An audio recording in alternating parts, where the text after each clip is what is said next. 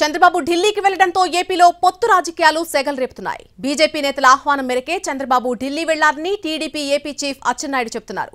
BJP, TDP, Janasena పొత్తు కుదిరితే గతంలో వైసీపీ కంటే ఎక్కువ సీట్లు కూటమి గెలవడం ఖాయమన్నారు బీజేపీ నేత సుజనా చౌదరి. టీడీపీ, జనసేనతో బీజేపీ కలిసి వస్తే బాగుంటుందని కోరుకుంటున్నామన్నారు నాగబాబు. పొత్తుల కోసం చంద్రబాబు వెంపర్లాడుతున్నారని, దీంతో టీడీపీ ఎంత బలహీనపడిందో తెలుస్తోందని సెటైర్లు వేశారు సజ్జల రామకృష్ణారెడ్డి. ఢిల్లీ వెళ్ళారు, ఏం మాట్లాడారో తెలియదు.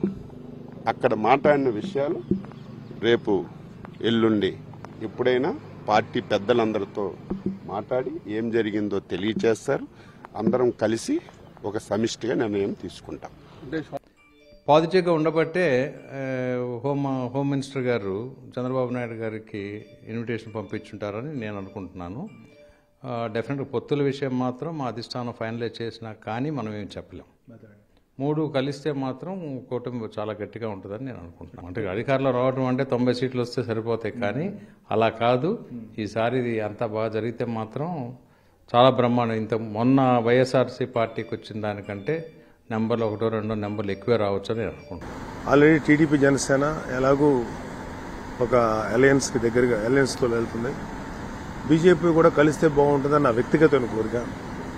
ఎందుకంటే మాకు వ్యక్తిగతంగా మోడీ గారంటే మాకందరికీ ఒక చాలా రెస్పెక్ట్ ఉంది, ఒక ఇష్టం కూడా ఉంది నాకు. సో ఆ భాగంగా నా వ్యక్తిగత కోరిక ఏంటంటే బీజేపీ కూడా కలవాలని.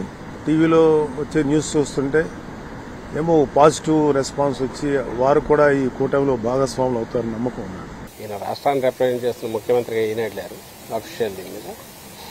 ఆయనేమో తన రాజకీయ పనుల కోసము, తన వ్యవహారాల కోసం ఆయన పోయినట్టు. అంటే బలహీనత ఏ స్థాయిలో ఉంది, చంద్రబాబు ఎంత బలహీనంగా ఉన్నాడు, లేదా ఆయన పార్టీ తెలుగుదేశం పార్టీ ఎంత బలహీనంగా ఉంది అనే దానికి అంతకుముందు ఆయన పొత్తుల కోసం A to Z అన్ని పార్టీలు ఏదర్ నైతికంగా స్ట్రైట్గా కానీ, ఇండైరెక్ట్గా కానీ, పరోక్షంగా కానీ పవన్ కళ్యాణ్ గారితో మొదలుపెట్టి చేసుకుంటున్న వ్యవహారం ఇప్పుడు బీజేపీతో కూడా పోయి ఏదో ఒక రకంగా వాళ్ళతో పొత్తు పెట్టుకోవాలని చూసుకోవడంలో ఆయన బలహీనత బయటపడుతుంది. అది బలం అనుకుంటే ఏం హెల్ప్ చేయలేదు. బలం అంటే నిజంగా పొత్తుల కోసం తను వెంటబడాల్సిన అవసరం. ఓ బలహీనమైన స్థానం నుంచి ఓ వెంటిలేటర్ మీద ఉన్న పార్టీ బింకంగా ప్రజల దృష్టిలో ఓ బలమైన దీనిగా కనపడడం కోసం చేస్తున్న డెస్పరేట్, అంటే నిస్పృహతో కూడిన ఒక ప్రయత్నంగా కనిపిస్తుంది.